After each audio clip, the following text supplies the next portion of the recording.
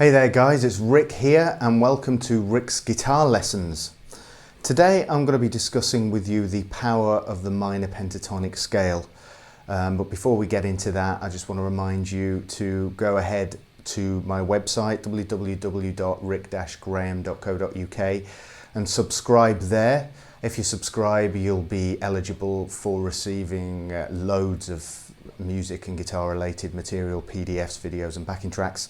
So do that ASAP. There are also some really high quality purchasable downloads on my website as well, so check them out while you're over there. Okay, great, let's get to the lesson. And just to recap, I want to talk about the power of the minor pentatonic scale. Everybody knows the minor pentatonic scale, I'm sure.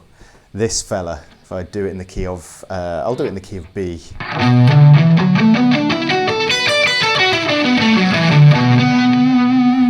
Everybody knows that scale and pretty much everybody uses it. For me, it was one of the first scales I learned.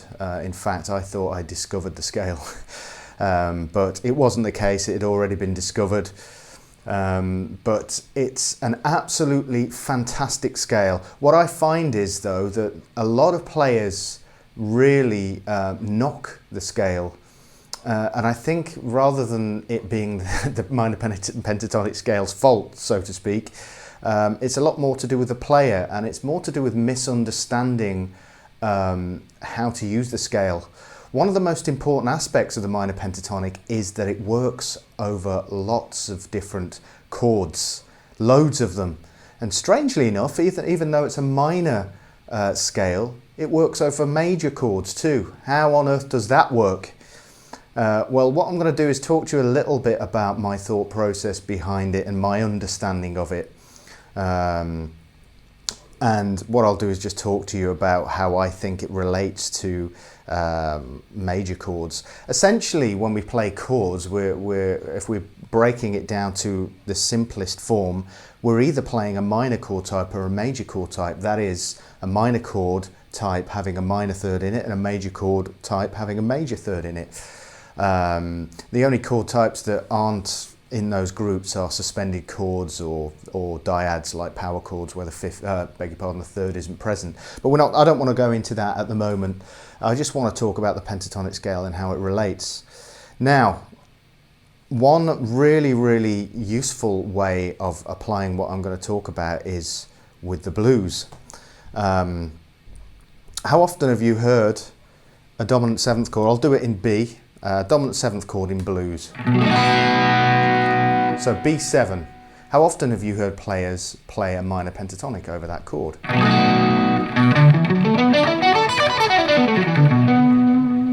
Now that works beautifully, doesn't it? But theoretically, we've got a major third in this chord, and against it we're playing a minor third.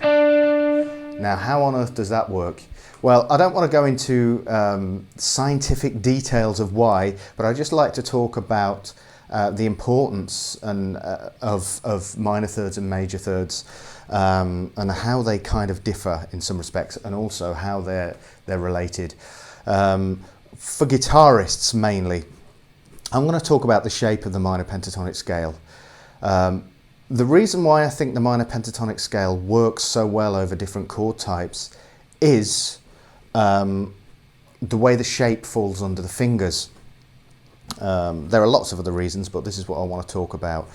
The minor pentatonic scale can easily be manipulated by the fingers of the left hand to turn it into a major pentatonic. Not necessarily major pentatonic, but a major type scale.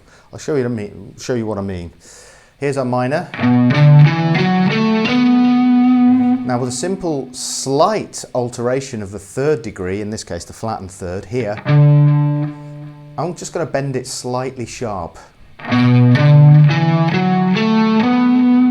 that sounds a bit more major, doesn't it? If I bend it even more,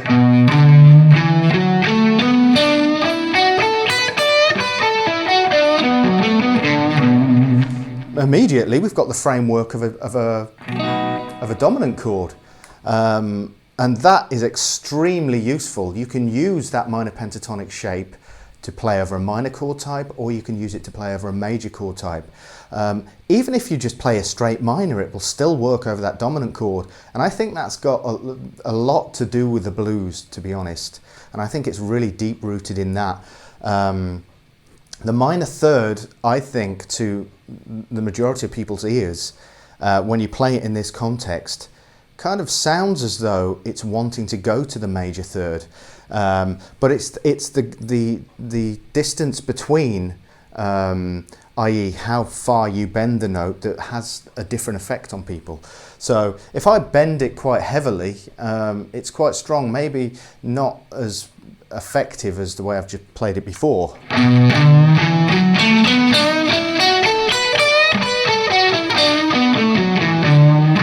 See what I mean? It's not quite as effective. It's for me, it's better when it's more subtle.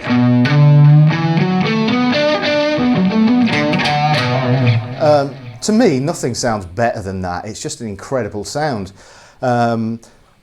This is so useful to be able to use one particular chord, I beg your pardon, scale type over two different chord types, i.e. major, minor and major. It's amazing to be able to use that. Now the major pentatonic, you can't do that.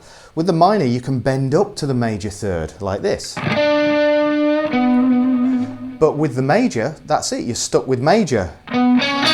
There's your third. You can't manipulate that note. If you do bend it, you go to the fourth.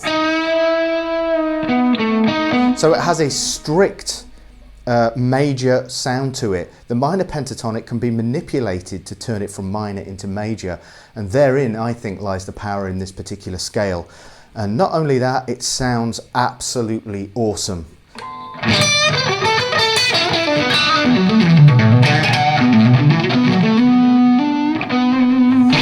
That scale, I could play that kind of thing all day. I just love bluesy sounding phrases.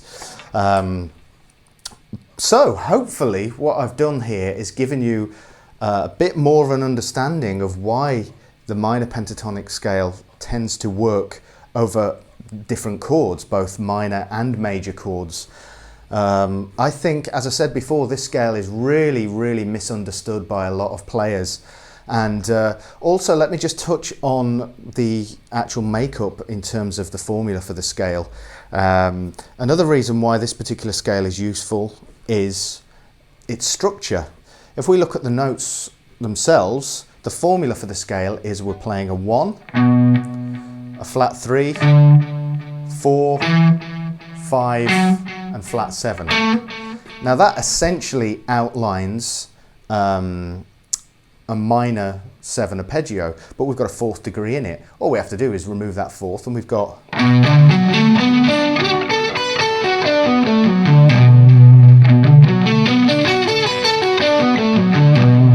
a minor 7th arpeggio. And of course, you curl the third, bend the third,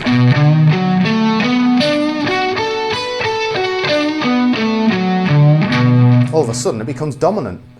Amazing. I find this scale absolutely intriguing, fascinating, and just the coolest of all scales. It's incredible. The other really cool thing that I can do with a minor pentatonic is that I can put bends in various different places to get different extensions to the scale itself. I'll show you what I mean.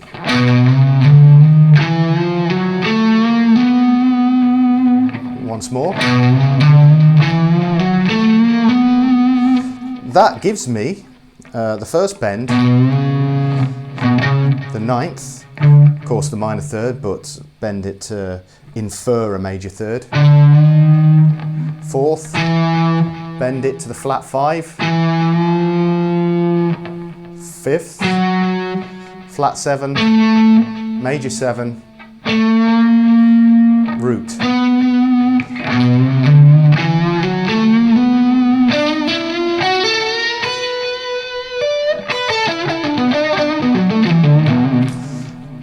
So hopefully that gives you some ways that you can use the minor pentatonic. The important thing is that you think of it in a completely different way and kind of see the amazing possibilities with this absolutely basic of all scales. It's incredible what you can do with it.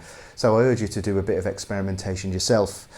Okay, that wraps up this particular lesson. As I said before, just a quick reminder, head on over to my website, www.rick-graham.co.uk, subscribe there. All right, thanks for watching, guys, and I'll see you soon.